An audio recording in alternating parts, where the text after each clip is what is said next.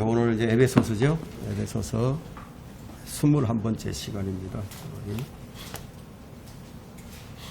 지난 시간에 에베소서 5장 이제 2절까지 공부를 했습니다. 오늘 이제 3절부터 6절까지 공부를 하도록 하겠습니다. 먼저 3절부터 제가 읽겠습니다. 음행과 온갖 더러운 것과 탐욕은 너희 가운데서 이름조차 부르지 말라. 이것이 성도들에게 합당하리라. 또 음탕함과 어리석은 말이나 농담은 합당치 아니하니 오히려 감사를 표하라. 너희가 이것을 알거니와 음행하는 자나 더러운 자나 욕심 많은 자 곧 우상숭배자는 누구든지 하나님과 그리스도의 왕국에서 상속받을 것이 없느니라. 아무도 너희를 헛된 말들로 속이지 못하게 하라. 이는 이런 일들 때문에 하나님의 진노가 불순종의 자녀들 위에 임하기 때문이라. 바울은 이제 계속해서 이제 하나님의 자녀들이 어떻게 이제 신앙을 잘 유지하면서 신앙생활을 해 나갈 것인가, 어떻게 살아가야 하는지에 대한 그런 신앙의 모습들, 신앙의 참된 모습이 무엇인지를 우리에게 이제 보여주고 있습니다. 이 바울이 여기서 이제 말하고자 하는 것은 너희들이 이제 사는 것을 볼 때 과연 너희들이 하나님을 믿는 사람이냐, 뭐 이런 질문이 이 말씀 속에 들어 있습니다. 자, 우리는 지금 이 신앙이 없는 이 불신자들이 훨씬 더 많은 세상에서 살아가고 있습니다. 따라서 이제 이 세상 속에서 살아가는 이 그리스도인의 삶은 예수님을 드러내는 삶이라야 하는 것이고, 이 세상 사람들과는 이제 구별된 삶이라야 하는데, 그럼 그 구별된 삶이란 그 본질적으로 무엇인가 하는 거예요.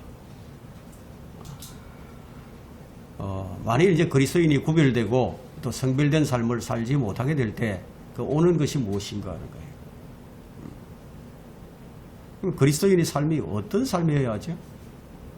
우리가 이절에서 이제 말씀하는 바와 같이 그리스도께서 우리를 사랑하시어 우리를 위하여 자신을 하나님 앞에 향기로운 냄새를 내는 제물과 희생으로 드린 것 같이 너희도 사랑 안에서 행하라고 했습니다. 말하자면 이제 사랑받는 자녀가 되었기 때문에 모방하는 자가 아니라 이제 하나님을 따르는 자가 되어야 한다고 말씀합니다. 모방하는 자가 아니라는 거죠. 우리가 아무리 흉내를 낸다고 하더라도 우리가 이 주님을 닮을 수 있겠어요? 불가능하죠.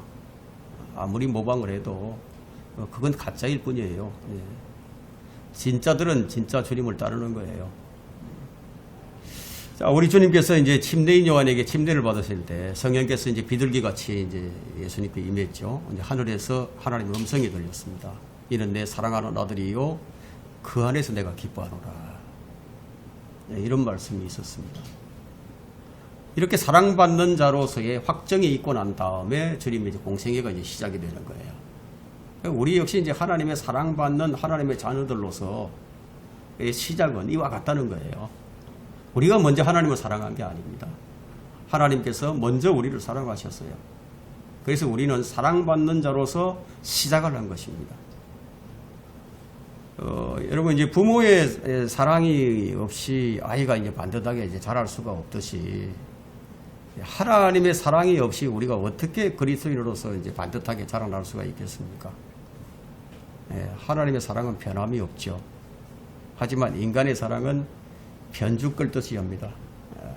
우리가 정말 자신을 판단을 해볼 때 우리가 판단해 볼 것이 우리 자신을 하나님께 온전히 드리고 있느냐, 그 점을 우리가 잘 살펴봐야 됩니다. 나는 정말로 주님께 내 자신을 드리고 있느냐. 그리스도께서 우리를 사랑하시어 그분의 전부를 드리셨습니다. 일부를 드리신 게 아니에요. 전부를 다 드리신 거예요. 우리가 하나님께 드릴 때 쓰다가 남는 것을 드리는 게 아니잖아요. 내 인생에 쓰다가 남는 시간을 드리는 게 아니죠. 가장 좋은 것을 드리라는 거지.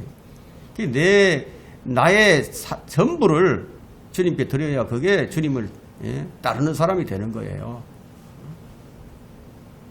하나님께 전부를 드리게 되면 하나님께서 얼마나 대갚아 주실까요? 우리가 전부를 드린다면. 근데 그분의 사랑을 이제 깨닫게 되면은 그분이 전부를 드린 것처럼 우리도 전부를 드리게 되는 거예요. 자, 그렇게 이제 사랑 가운데서 살지 않는 사람은 어떻게 될까요? 하나님의 사랑 가운데서 우리가 살지 않게 되면은 자기 뜻대로 살아가는 겁니다. 너희는 사랑받는 자들로서 하나님을 따르는 자라고 데려가 있는데 주님께서 뭐라고 말씀하셨는지 아십니까? 누구든지 나를 따라오려거든 자기를 부인하고 날마다 자기 십자가를 지고 나를 따르라. 누구든지 자기 생명을 구하고자 하면 잃을 것이요 누구든지 나를 위하여 자기 생명을 잃으면 구하리라. 정말 주님을 정말로 사랑하지 않으면은 주님을 따를 수 없어요. 뭐 따라가는 척 하거나 뭐 흉내만 낼 뿐이죠. 그 문제는 뭐냐? 이제 사랑받는 자가 된 후에도 사랑받는 자가 분명한데도 자꾸만 이제 하나님의 사랑에서 벗어나고자 하는데 이제 문제가 있는 겁니다. 그것이 이제 무엇인지를 3절부터 이제 개진되는데 사랑받는 자는 하나님의 자녀들이 되어서 입을 함부로 놀리고 어리석은 행동을 해야 되겠느냐. 그리고 만일 그렇게 하고 산다면 그것은 이제 상속의 문제가 걸려 있는 거다. 상속의 문제가. 바울이 이제 지금 아주 중요한 문제를 다루고 있습니다. 그러니까 아예 생각도 하지 말고 아예 논의조차 하지 말라는 이 경고를 하는 거죠. 아예 그런 악한 일들은 생각조차 하지 말라는 겁니다. 그래서 음행과 온갖 더러운 것과 탐욕은 너희 가운데서 이름조차 부르지 말라고 얘기하고 있어요. 이름조차 부르지 말라. 그러니까 성도들은 이제 악한 일을 행하지 말 것에 대해서 권고받는 것이 아니라 아예 논의조차도 하지 말라는 이런 경고를 받고 있습니다. 아예 생각조차도 하지 말라는 거죠. 그러니까 여기 이제 세 가지 금지된 일이 나오는데 이제 음행이 나오잖아요. 음행이요. 음행과 온갖 더러운 것과 탐욕 세 가지가 나오는데 자, 음행은 뭐냐? 음행은 이제 5절에 음행하는 자와 관련이 있습니다. 5절에 음행하는 자나 관련이 있죠. 그리고 더러운 것은 역시 5절에 이 더러운 자와 관련이 있고 탐욕은 이 5절에 우상 숭배하는 자와 이제 관련이 있는데 주님께서 이제 가끔 말씀하실 때 좀 비꼬아서 말씀하시는 경우가 있어요. 어떤 경우는 아주 날카로운 풍자로 말씀하실 때도 있습니다. 또 어떤 경우는요, 주님께서 아주 고의로 과장을 해서 과장법을 사용하시는 경우도 있습니다. 또 경우에 따라서는 주님께서는 말씀을 좀 삼가하실 경우도 있습니다. 이렇게 이제 성경은 이제 여러 번에 이제 걸쳐서 재미있는 상황을 이제 보여주고 있는데 예수님께서 비꼬아서 하시는 말씀이 많이 있었죠. 성별된 의미, 그러니까 성별된 의미에서의 유머가 있어요. 그리스도인들도 그냥 아주 뭐 유머 없이 그렇게 살라는 것은 아닙니다. 성별된 의미에서의 유머는 모든 그리스도인이 이제 그걸 가져야 합니다. 특히 이제 설교자들에게도 중요한 장점이 되기도 하는데, 그냥 여기 본문에서 말하는 이제 어리석은 말이나 농담은 어떤 경우를 얘기하느냐 하면 아주 경박한 거 있죠. 아주 진부한 종류의 대화를 얘기하는데 아무런 유익이 없어요. 하나만 한 얘기죠. 핵심이 없는 이런 상스러운 말, 저속한 말, 전속한 농담, 한 얘기 또 하고 한 얘기 또 하고 이런 이야기. 예? 경박한 조롱, 품위 없는 것들, 이런 것들을 이제 가리키는 거예요.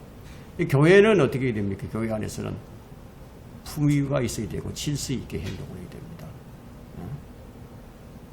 아무것도 아니고 뭐 바보같이 아주 어리석은 경박한 말들로 이루어지는 그 대화들이 있는데 그런 대화는요 아무도 세워주질 못해요. 다른 사람을 세워주고 은혜를 끼쳐야 되는데 그게 안 되는 거죠. 자, 웃음이라는 것은 우리가 인생에서 이제 어려운 길들을 이제 지나갈 때 가끔씩은 이제 필요한 것이죠. 필요한 겁니다. 웃음이. 근데 단지 웃기 위해서 이제 웃는 거라면은 그거는 또 다른 이야기죠. 웃기 위해서 그냥 만들어내는 웃음 이런 것들은 코미디언들이 이제 유머죠. 이런 것들은 사실상 이제 어리석은 말이나 이제 농담에 불과한 것들입니다. 하지만 이 그리스도인들은 하나님의 영광을 위해서는 참된 위트도 필요합니다. 거의 모든 농담은 더러운 농담들이죠. 왜냐하면 감사를 표하는 것은 성도들에게 합당한, 항상 필요한 것들입니다. 아주 적절한 것이죠. 감사를 표하는 것이 바로 이제 목적 없는 말들의 해독자가 될 수 있습니다. 늘 감사를 표하는 사람들이 그런 어리석은 말이나 그런 말은 하지 않죠. 이 4절에 보니까 또 엄탕함과 어리석은 말이나 농담은 합당치 아니하니 오히려 감사를 표하라. 사실 이제 이게 모든 성도의 교제를 위해서 필요한 거예요. 교제, 성도들의 교제. 성도들이 만나서 무슨 말을 하겠어요? 뭐 세상 사람들처럼 세상 사는 이야기나 하고 있다면 그게 이제 온전한 이 교제가 되겠습니까? 만나면 성도들은 이제 말씀의 교제를 해야죠. 만나서 사업 이야기를 하라는 게 아니라는 말이죠. 돈 이야기를 하라는 게 아니죠. 말씀의 교제권을 확장해 나가는 거예요. 자, 여기 이제 세 가지 중점적으로 금지된 일이 있는데, 자, 음행은 바로 이제 아까 말씀드렸죠. 음행하는 자와 이제 관련이 있고, 더러운 것도 역시 이제 더러운 자와 오절과 관련이 있는데, 탐욕은 우상숭배에 관련, 탐욕은 곧 우상숭배니라고 골로새서 3장에서 얘기를 하고 있죠. 자, 이 세 가지 죄들은 세 부류의 사람들과 관련이 있을 뿐 아니라 세 가지 대화에도 관련이 있습니다. 더 나아가서 이런 죄가들은 하나님과 그리스도의 왕국에서 상속받지 못하는 죄가들입니다. 그래서 오늘 이제 우리가 배우는 이 공부의 주제가 바로 하나님과 그리스도의 왕국에서 상속받지 못하는 죄가들입니다. 우리 그리스도인들이 열심히 수고하고 열심히 신앙생활을 했는데 상속 못 받는 일이 일어날 수 있다는 겁니다. 그래서 5절에 한번 보세요. 너희가 이것을 알거니와 음행하는 자나 더러운 자나 욕심 많은 자 곧 우상숭배자는 누구든지 하나님과 그리스도의 왕국에서 상속받을 것이 없느니라. 상속받을 것이 아예 하나도 없다는 얘기예요. 자, 이 구절은 참으로 두려운 말씀이죠. 우리에게. 천연왕국에서의 유업이 없다는 것을 지금 말하고 있는데, 하지만 이제 이 구절을 가지고 이슬람이나 이 가톨릭은 자기 나라를 위해서 싸우다가 전사하면 자동으로 하늘나라에 가는 여권을 얻는다고 그렇게 가르치죠. 그 이슬람 테러분자들이 왜 어린아이들이 폭탄을 짊어지고 가서 자살 테러를 하는 거죠. 다 무엇 때문입니까? 그렇게 해서 죽으면 하늘나라로 간다. 그것이 가장 큰 특권이고 가장 큰 영광이다. 이렇게 가르치니까 그렇게 하는 거죠. 성경은 어떻게 가르칩니까? 방금 우리가 읽었던 그 세 가지 그 악을 행한다면 하나님의 나라에 가는 여건을 얻지 못한다고 가르칩니까? 그렇지 않죠. 그죠? 그 대부분의 이제 개신교 목사들이 이제 이 구절을 대하게 되면요, 그냥 건너뛰어 버립니다. 이 구절이 무엇을 의미하는지를 잘 몰라요. 이와 비슷한 구절들이 있는데 고린도전서 6장 9절과 갈라디아서 5장 19절부터 21절에 그렇게 기록이 되어 있죠.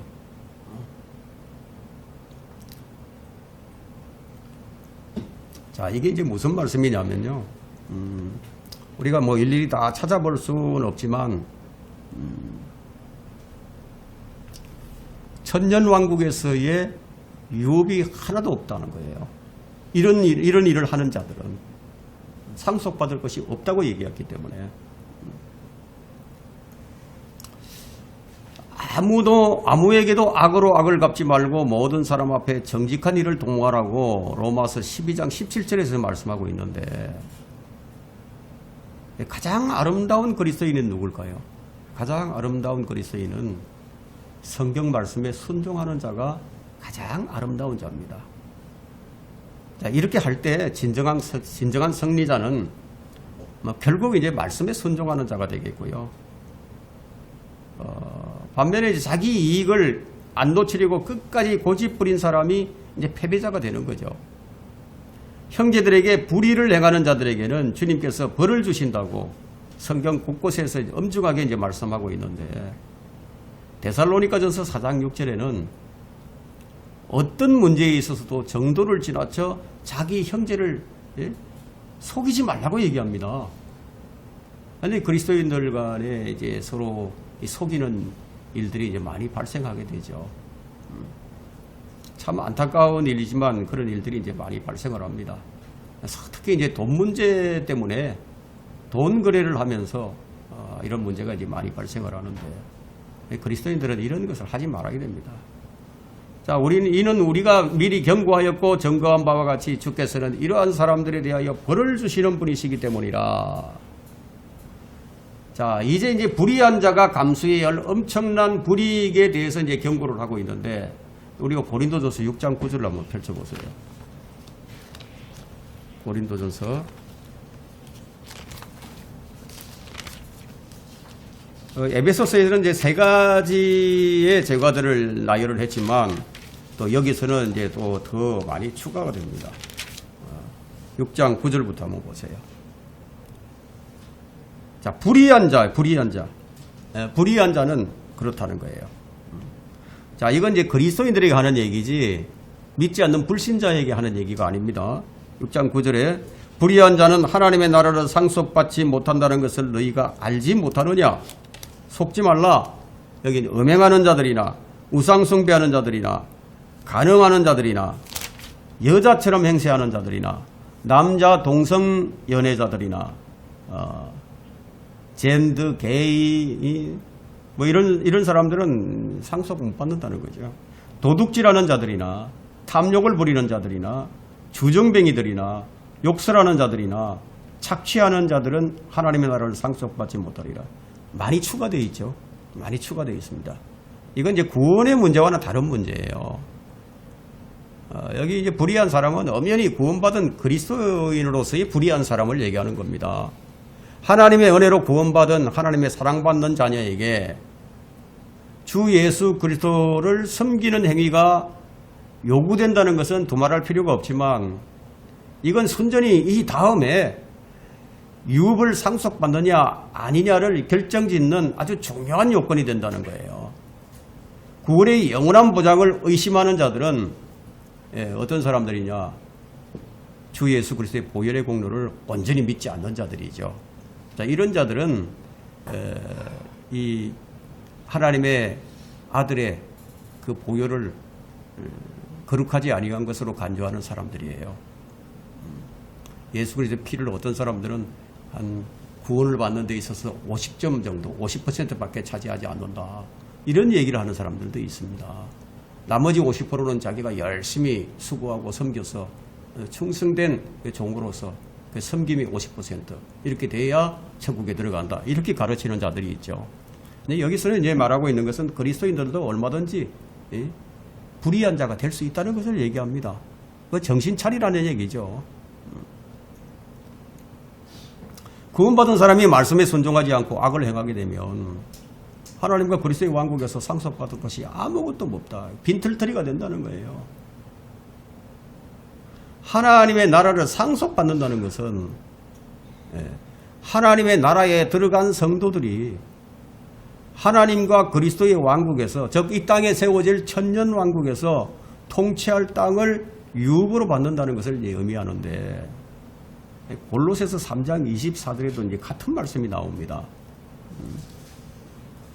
골로새서 3장 24절에 이는 너희가 유업의 상을 주께로부터 받을 줄 알미니 너희가 주 그리스도를 섬기고 있음이라. 이것은 이제 영적인 것이 아니라 실제적이고도 현실적인 왕국에서의 유업입니다. 천국이라고도 불리는 이 왕국은 영적인 왕국인 하나님의 나라와는 구별되는 실제적인 왕국이지만 예수 그리스도께서 재림하셔서 이 땅에 천년왕국을 세우실 때 그때 하나님의 나라와 천국이 합쳐져서 하나가 된다는 거예요. 이 점을 아는 개신교 목사들이 그리 많지 않아요. 그래서 이런 구조를 대하게 되면은 그냥 영적인 나라로 해석을 하거나 아니면 그냥 건너뛰어 버린다는 겁니다. 천년왕국은 아직 이 땅에 세워지지 않았어요. 여호와 증인들이 이 천년왕국을 이야기를 하지만 그들은 단 한 사람도 거기 들어가지 못합니다. 지금 우리 그리스도인들이 영이 거듭나서 영적인 하나님의 나라에 속해 있을 뿐이지만 천년왕국이 세워지게 되면 우리는 예수 그리스도를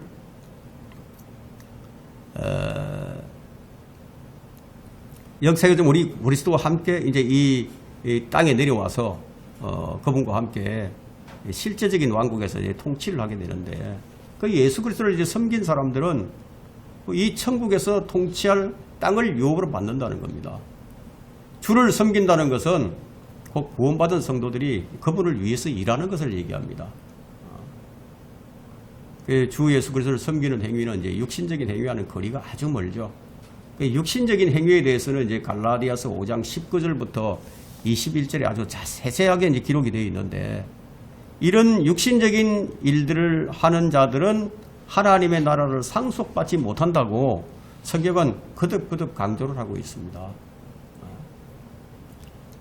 바울은 지금 이제 에베소서 5장 5절에서 아무도 너희를 헛된 말로 속이지 못하게 하라고 얘기하고 있죠. 그죠?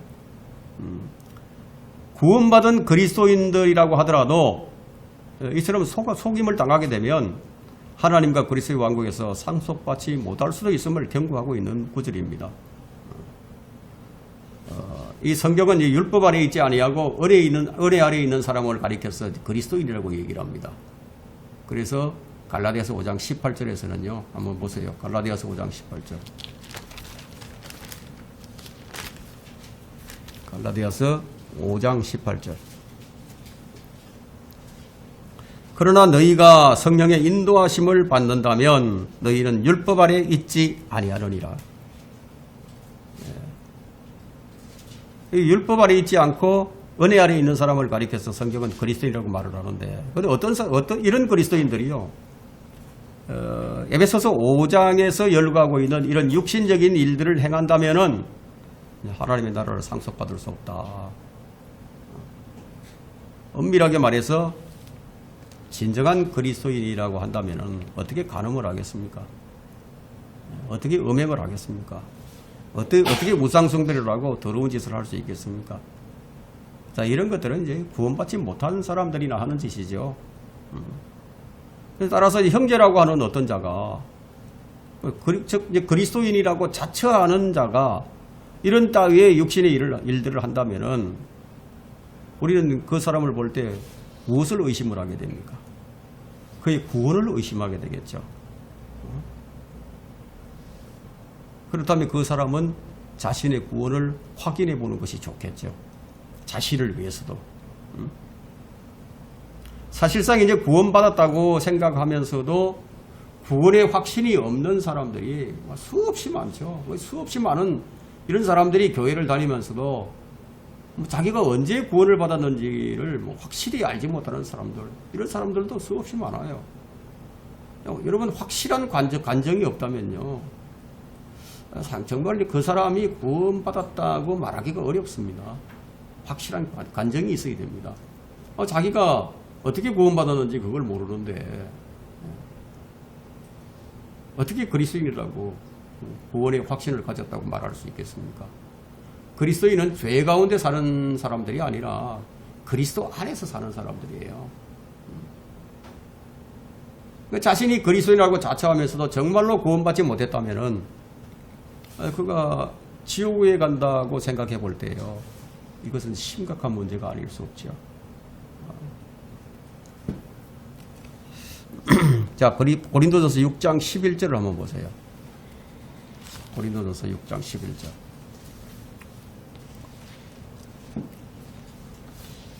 (6장 11절에) 보니까 너희 가운데도 이런 일들을 행하였던 자들이 들어 있었으나, 이 과거를 얘기하는 거거든요.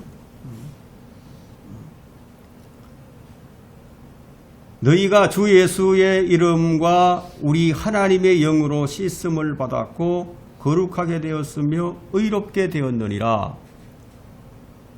모든 그리스도인들은 이 구절에 아주 세심하게 이 귀를 기울일 필요가 있습니다.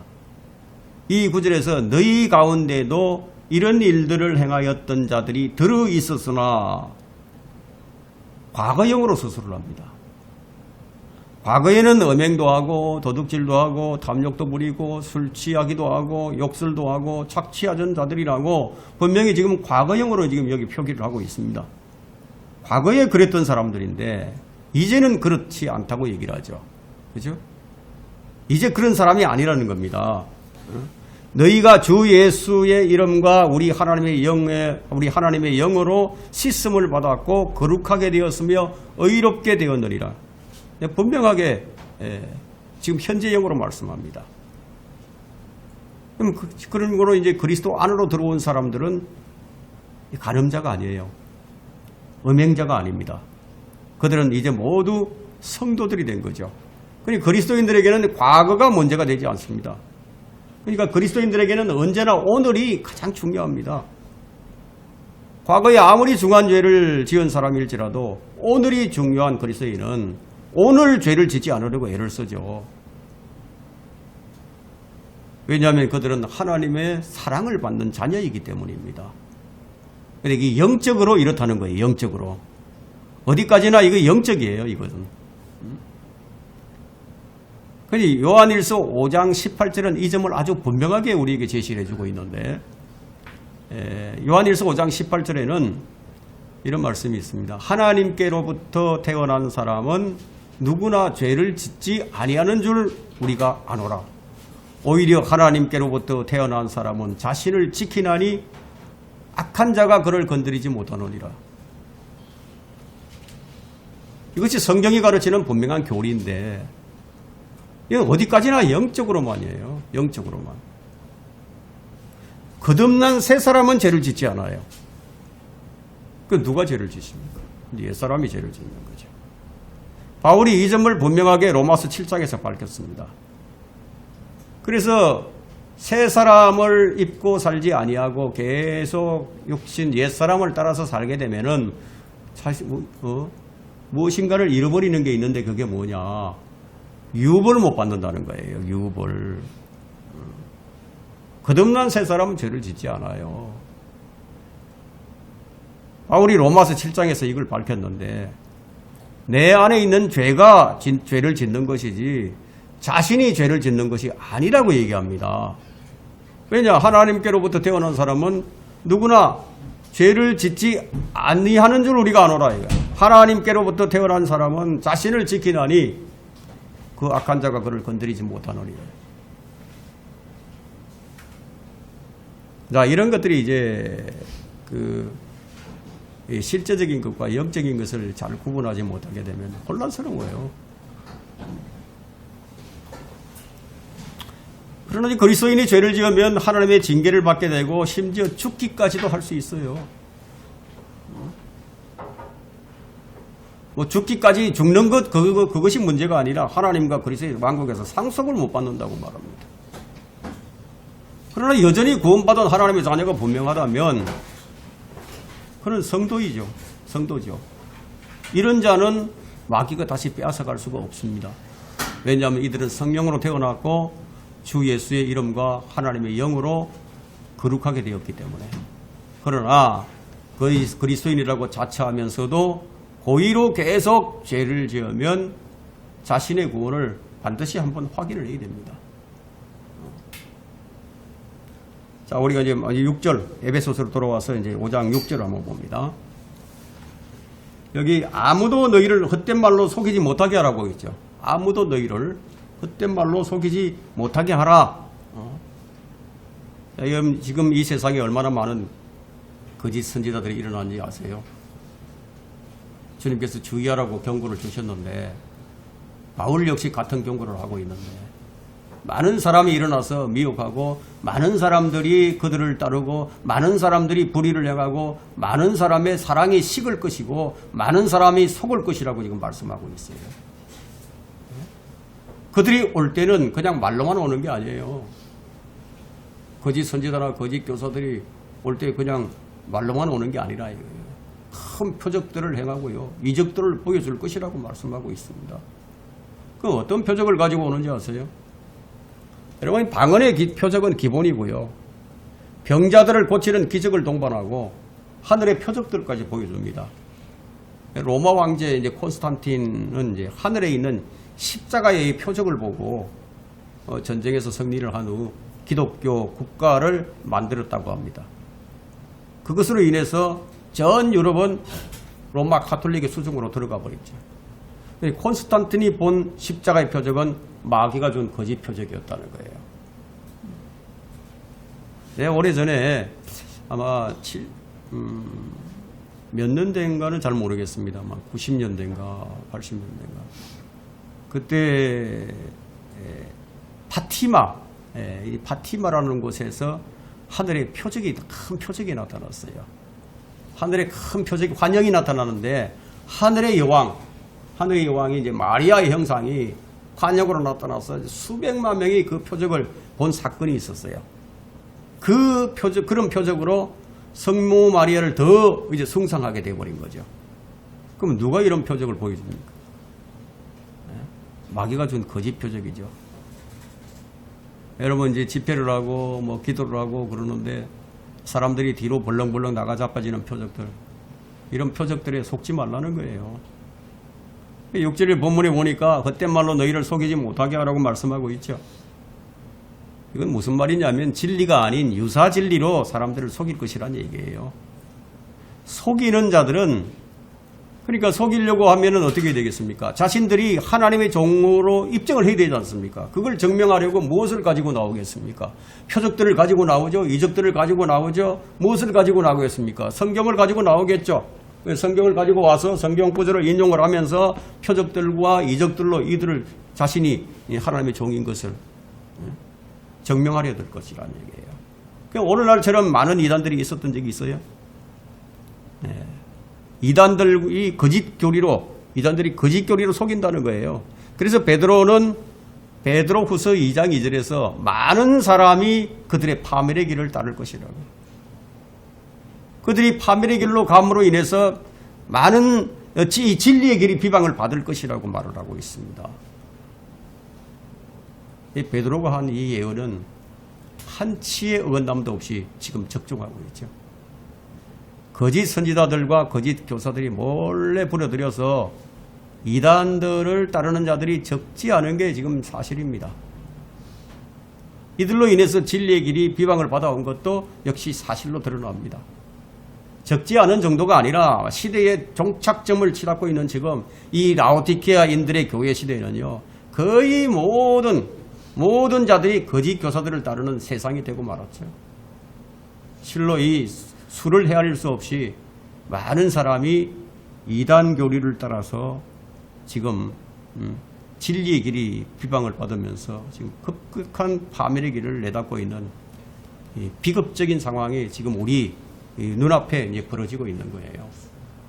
진리는 언제나 이런 자들에 의해서 이제 공격을 받아왔고 지금도 공격을 받고 있고 앞으로도 그럴 거예요. 진리는 언제나 공격을 받습니다. 자, 오늘 여기까지만 하고 다음 주부터 계속 하도록 하겠습니다. 속지 말아야 하는 거죠. 아무도 너희를 헛된 말로 속이지 못하게 하라. 아무도 어떤 모양으로든지 너희를 속이지 못하게 하라. 이런 말씀이 얼마나 성경에 많이 기록이 되어 있습니까? 속지 않는 것이 가장 중요합니다.